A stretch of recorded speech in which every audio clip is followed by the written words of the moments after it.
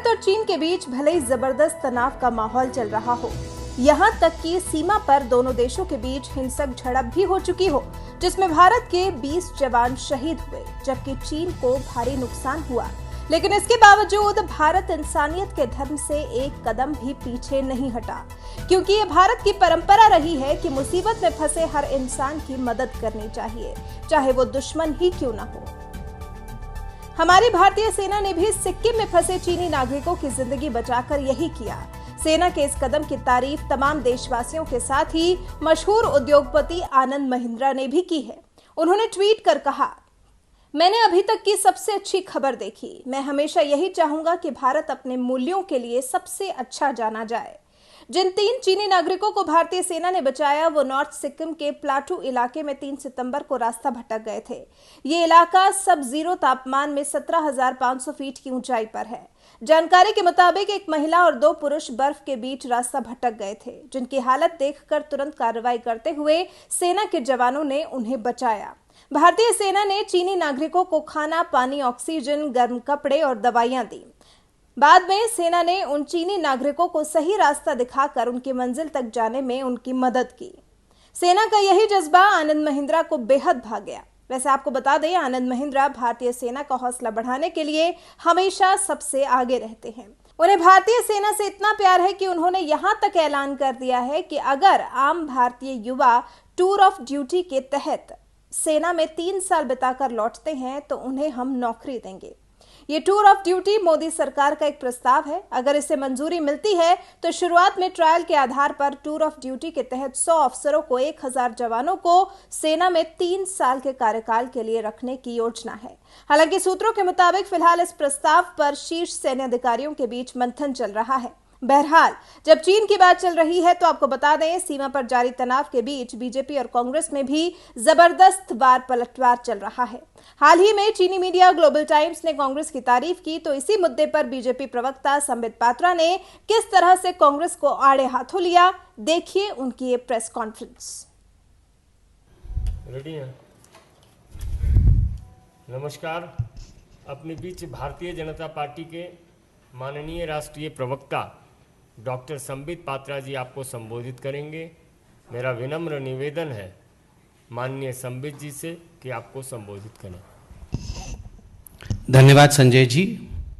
Media के सभी बंधुओं को बहुत बहुत नमस्कार और धन्यवाद। एक शॉर्ट नोटिस में आप लोग यहाँ आए। बहुत ही गंभीर विषय है आज के प्रेस कॉन्फ्रेंस का। आप सभी ने देखा होगा कि China state affiliated media global times ने थोड़ी देर पहले एक महत्वपूर्ण ट्वीट किया है। उस ट्वीट की प्रति मैं लेके आया हूं और मैं आपके समक्ष उस ट्वीट को पढ़ रहा हूं।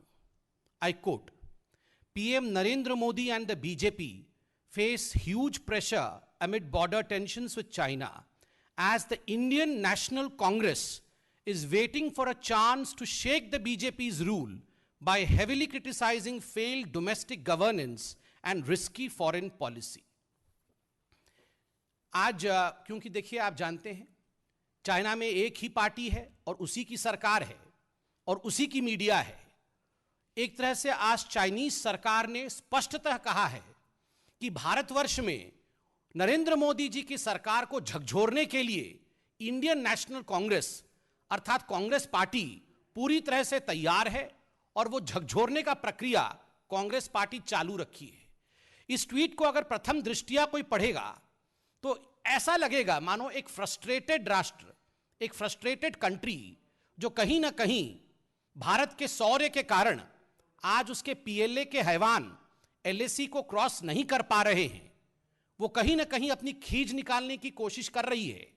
और यह कोशिश कर रही है कि देखो, मैं अकेला नहीं हूं, मैं तो बाहर से, हमारे जवान तो बाहर से काम कर रहे हैं, किंतु हिंदुस्तान के अंदर और घर के अंदर भी ऐसी एक पॉलिटिकल पार्टी है जो हमारे एजेंडे को चला रही है और उस पॉलिटिकल पार्टी का नाम है इंडियन नेशनल कांग्रेस।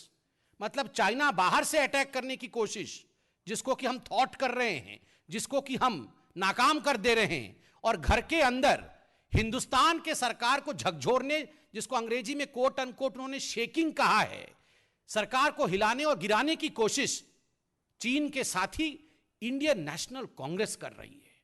बंधुगण, ये ट्वीट कोई मामूली ट्वीट नहीं है। ये बहुत कुछ कहता है।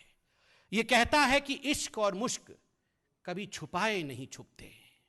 आप देखिए, जब इश्क होता है तो आंखों ही आंखों में बात होती है और पूरी दुनिया को मालूम पड़ जाता है कि इश्क हुआ है।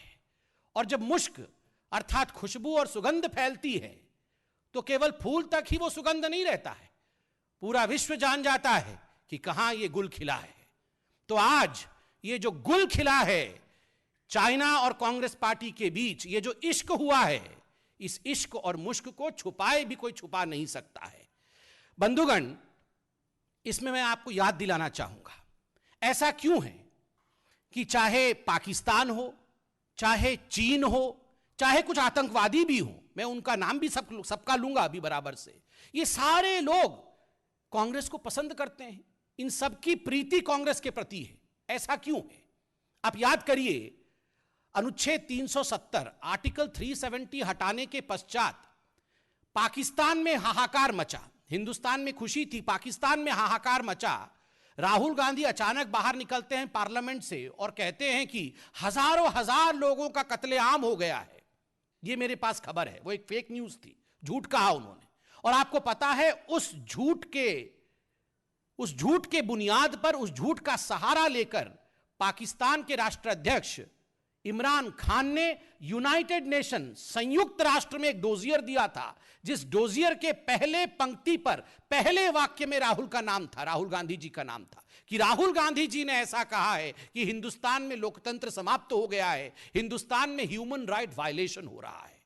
तो mister Imran Khan to quoted mister Rahul Gandhi. Imran Khan भी राहुल गांधी का सहारा लेते हैं, आज चीन भी राहुल गांधी का सहारा ले रहा है। और तो और जो आतंकवादी हाफिज सईद है, उसने एक इंटरव्यू में कहा, आई लव कांग्रेस, कि there are good people in India like Congress. Hafiz Saeed के लिए भी कांग्रेस पार्टी प्रीत का विषय है और गुड पीपल हैं कांग्रेस में।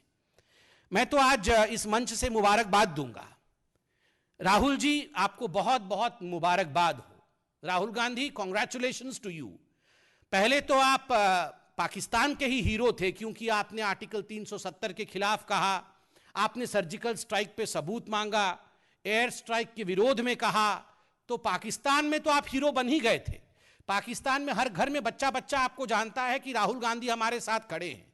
मगर आज आप चीन के भी हीरो बन गए हैं। वैसे चीन के साथ तो आप पहले से ही थे, किंतु आज जिस प्रकार चीनी मीडिया आपकी महिमा मंडन कर रही है, आपके परिवार की महिमा मंडन कर रही है, मैं आपको आज बधाई देता हूं। आप चीन में भी हीरो बन गए हैं। You are hero of Pakistan and China, but of course you are a big zero in India. जहां के हीरो होने चाहिए आपको, वहां आप जीरो हैं, और जो हमारे दुश्मन हैं वहां आप हीरो बने हुए हैं। बंधुगण, मैं आपको यह भी याद दिलाना चाहूंगा कि आखिरकार why does China find solace with the Gandhi family. यह ऐसा क्यों है कि चाइना आज कांग्रेस के कंधे पर रख के बंदूक चलाने का प्रयास कर रहा है।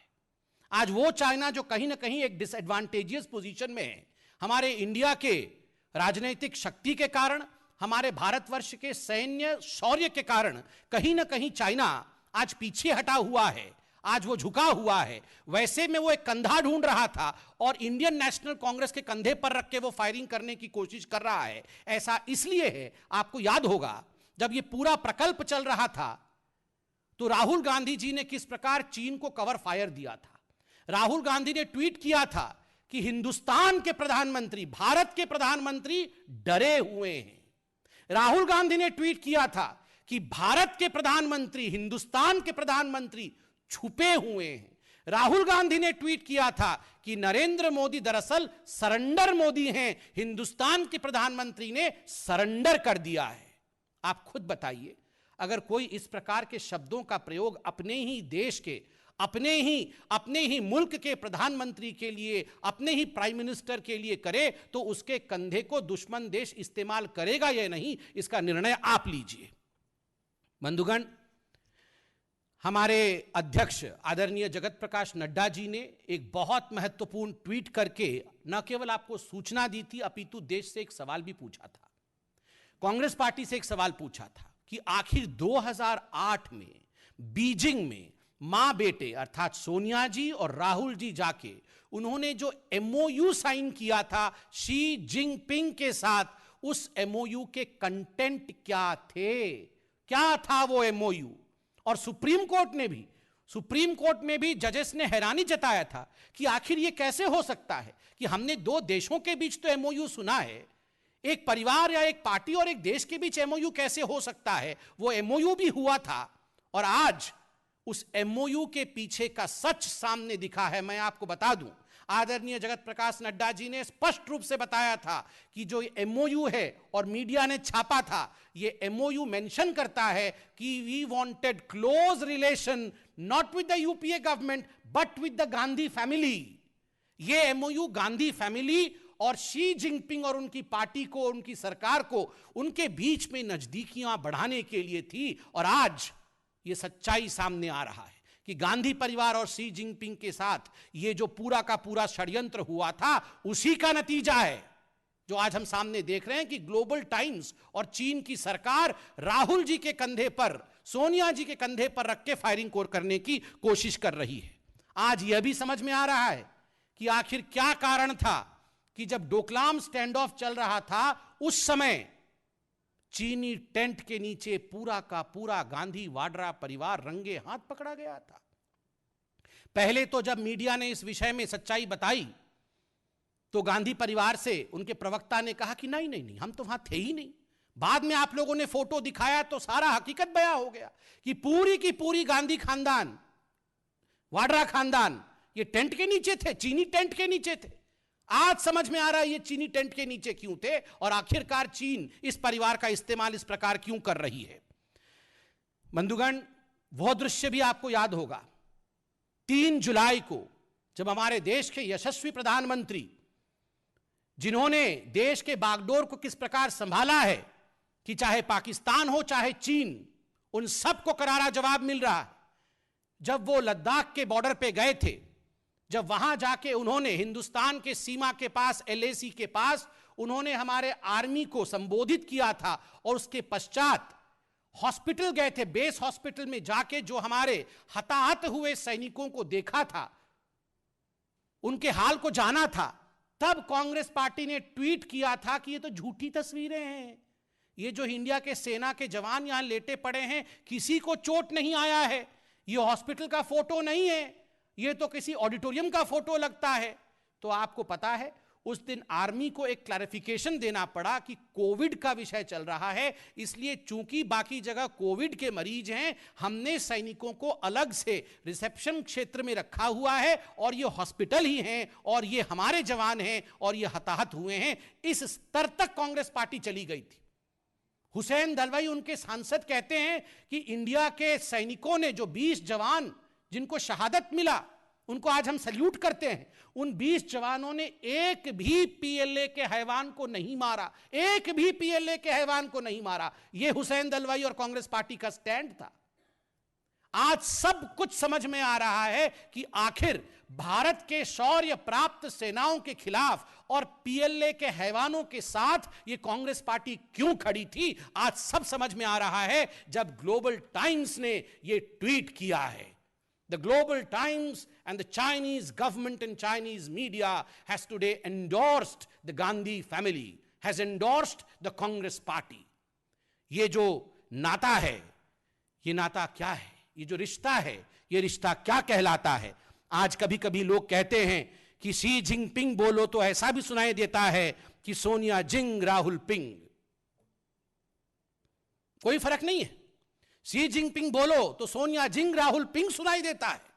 यह सब उस करारनामे के कारण है जो 2008 में हुआ और उसके बाद केवल कागज तक ही नहीं, पैसे, चाइना से मां बेटे ने पैसे भी लिए राजीव गांधी फाउंडेशन में। आपको पता है ये आज पैसा, करार, जो आपस के रिश्ते हैं, ये सर चढ़ के बोल रहे हैं। And this is a classic definition of anti India stand. आप कांग्रेस पार्टी अगर देश के पक्ष में खड़ी होती तो हिम्मत होती किसी देश की जो आपके सहारे से वो ट्वीट करती, हिम्मत होती किसी देश को कि वो आपको कोट करेंगे। आज हमारे खिलाफ जो लोग खड़े हैं वो आपका सहारा ले रहे हैं, आपके नाम पर ट्वीट कर रहे हैं। एक बात स्पष्ट हो गया है कि आप देश के साथ खड़े नहीं हैं, आप उन ताकतों के साथ खड़े हैं जो देश के साथ नहीं, देश के विरोध में हैं। बहुत बहुत धन्यवाद। कोई प्रश्न इस विषय में हो तो पूछ सकते हैं।